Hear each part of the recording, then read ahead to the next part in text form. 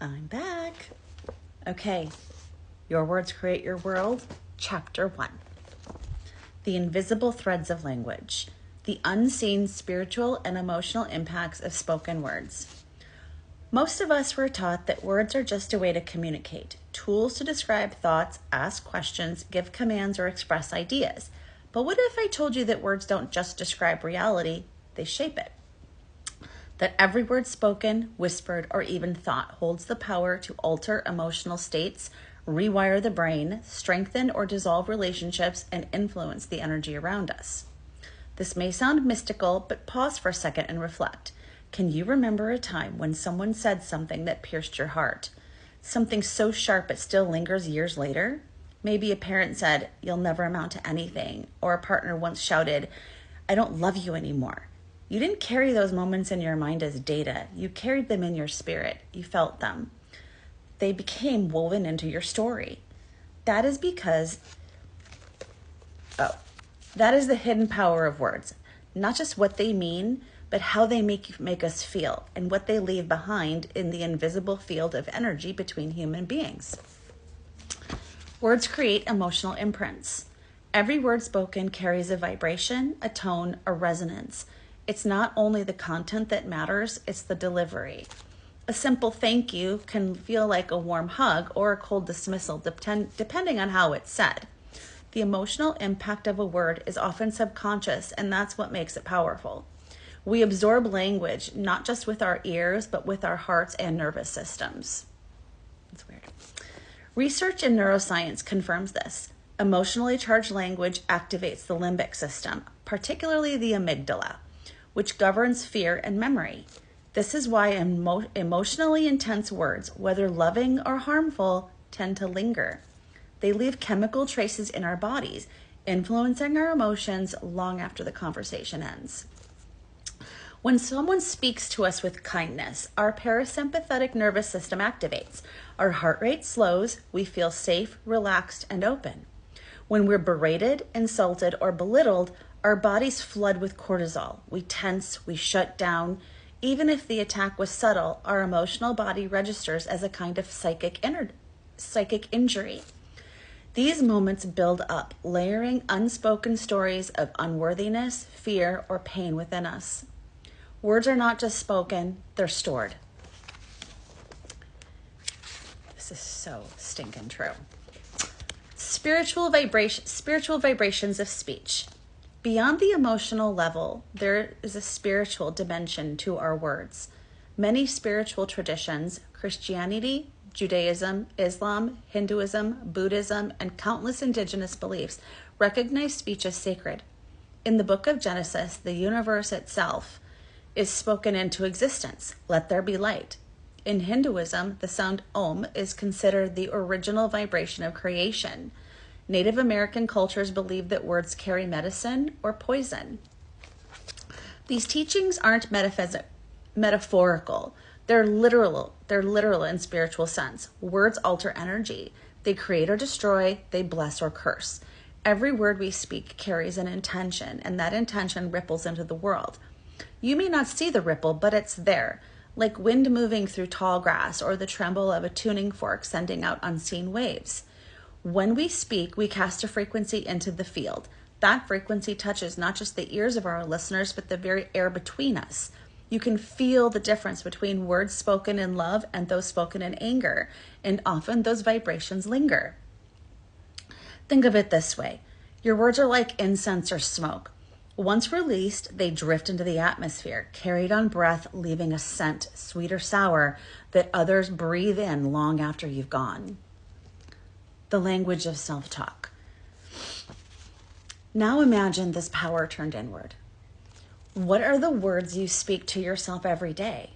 Are they prayers or punishment? Are you offering yourself encouragement or condemnation? Most of us have internal dialogues that run on autopilot. I'm so stupid. Why can't I get it right? Nobody really likes me. These are not harmless thoughts. They are spoken energy, internal curses disguised as commentary. The subconscious mind doesn't know the difference between internal and external speech. If you constantly say, "I'll never succeed," your mind believes it. Your nervous system reacts, your behavior adjusts, you begin to live the language you've adopted. But here's the good news.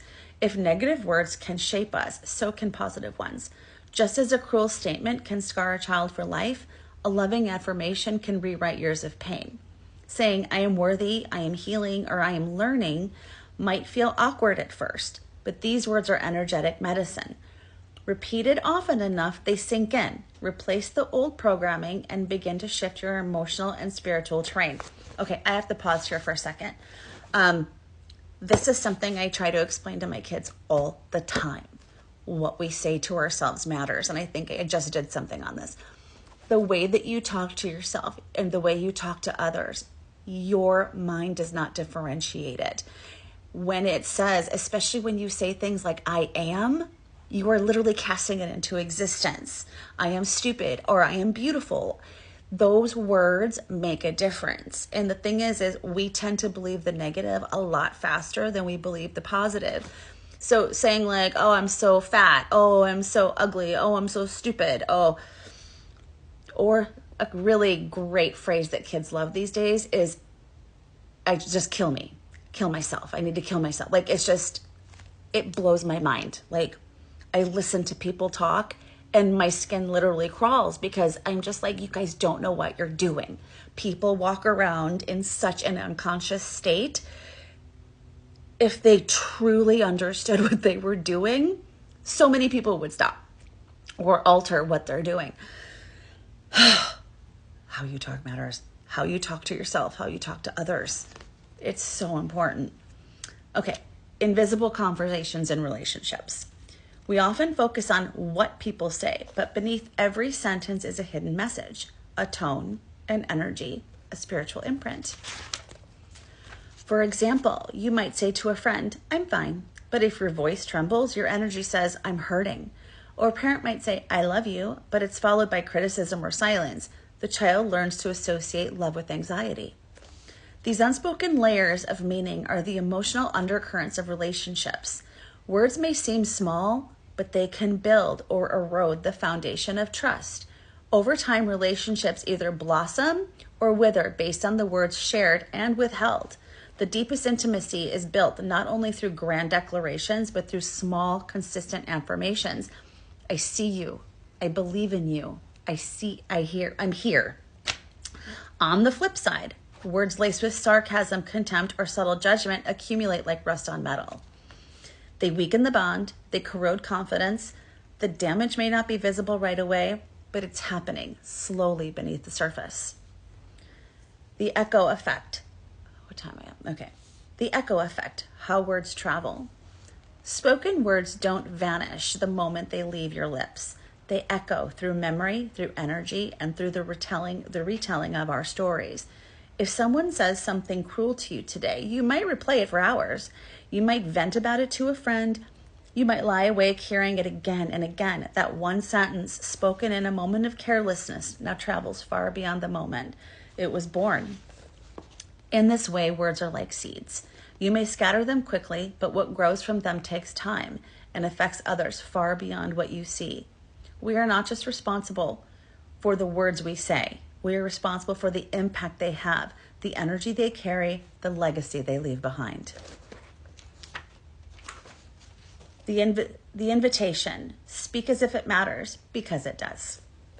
To recognize the unseen spiritual and emotional impact of your words is to awaken to a deeper truth. You are always creating. Every conversation is an opportunity to offer a blessing or a burden. Every sentence can plant a seed of love or a thorn of pain. Every phrase is a choice. This is not about speaking perfectly. It's about speaking intentionally. When you say, I love you, mean it with your whole being. When you say, I'm sorry, let it soften the air. When you say, understand, let it carry the warmth of compassion. And when you're tempted to lash out, pause. Ask yourself, what energy am I sending out into the world right now? Because whether you realize it or not, your words are spells, your voice is sacred, and your speech is shaping the unseen world around you one sentence at a time. I'm going to continue in a minute.